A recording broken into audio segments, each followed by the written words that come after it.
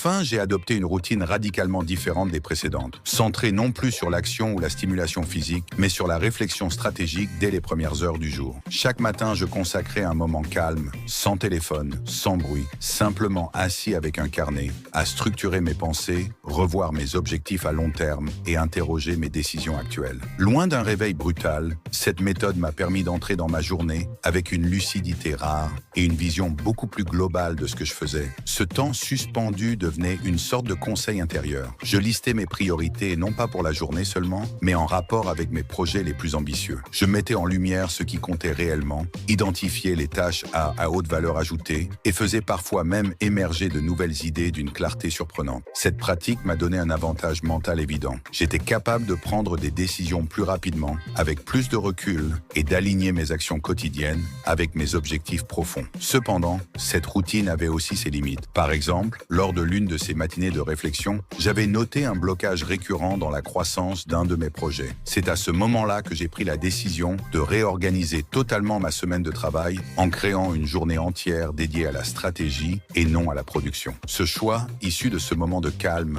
a eu un impact réel sur mon efficacité globale. Mais malgré ces bénéfices concrets, je sentais que mon corps, lui, n'était pas pleinement mobilisé. Il me manquait un ancrage physique, une transition corporelle qui me permettrait de passer plus facilement de la théorie à l'action. C'est ce manque de dynamisme corporel qui, sur le long terme, m'a poussé à considérer cette routine comme partielle, bien qu'intellectuellement enrichissante. En me plongeant directement dans la réflexion abstraite, sans aucune activation corporelle, je sentais parfois que mon corps avait du mal à suivre l'élan mental. Il manquait une phase d'éveil physique, une montée en énergie musculaire qui m'aurait permis d'incarner pleinement la stratégie pensée. Cette routine m'a enrichi sur le plan intellectuel, mais elle aurait gagné à être complétée par un minimum d'activité physique pour former un équilibre plus complet.